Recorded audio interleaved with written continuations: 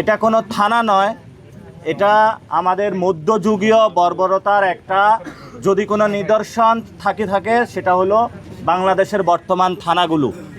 এটা নির্যাতিত মানুষের জন্য আরও অভিশাপের জায়গা। তা আমরা পুরো 18 কোটি মানুষেরকে বলবো, সরকারের আপনারা গলা চিপে ধরুন। আমরা এটার মধ্যে দিয়ে প্রমাণ পাবো যে সরকার কি দেশে আইনের শাসন চায় নাকি জঙ্গলি শাসন চায়। দুপুর থেকে আমরা জঙ্গলি শাসনের মধ্যে দিয়ে গিয়েছি, অবশেষে সরকারকে যখন গলা চিপে ধরেছি তখন সরকার হলো মামলা নিতে বাধ্য হয়েছে। তা আমরা পুরো 18 কোটি মানুষেরকে বলবো, সরকারের আপনারা গলা চিপে ধরুন, যাতে সরকার আইনের শাসন বাস্তবায়ন করে, কোনো জঙ্গলি শাসন নয়, এবং আইনমন্ত্রী তার বাড়ি থেকে আইনের শাসন বাস্তবায়ন শুরু করবেন বলে আমরা আশা রাখি।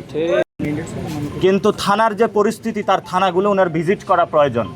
এটা কোনো থানা নয়, এটা আমাদের মধ্যযুগীয় বর্বরতার একটা যদি কোনো নিদর্শন থাকে সেটা হলো বাংলাদেশের বর্তমান থানাগুলো। এটা নির্যাতিত মানুষের জন্য আরও অভিশাপের জায়গা। কোনো মানুষ যদি থানাতে ন্যায় বিচার প্রত্যাশা করে মামলা করতে চায়, এটা বাংলাদেশের আমি আজকের যে পরিস্থিতির মধ্যে দিয়ে গিয়েছি সুস্থ স্বাভাবিক কোনো যাত্রা নয়।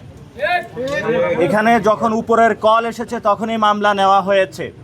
তারা দুপুর থেকে আমাদেরকে ঝুলিয়ে রেখেছে, বিদ্যুৎ বন্ধ করে দিয়েছিল।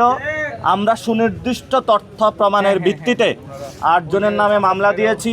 একটি ছিনতাইয়ের মামলাও আছে সেখানে, কারণ আমাদের ক্যামেরা, মোবাইল সব কিছু তারা চুরি করে নিয়ে গিয়েছে। এবং আমরা আশা করব উত্তম এবং ন্যায় বিচার পাব। সরকার আইনের শাসন প্রতিষ্ঠা করবে, কোনো জঙ্গলি শাসন বাংলাদেশে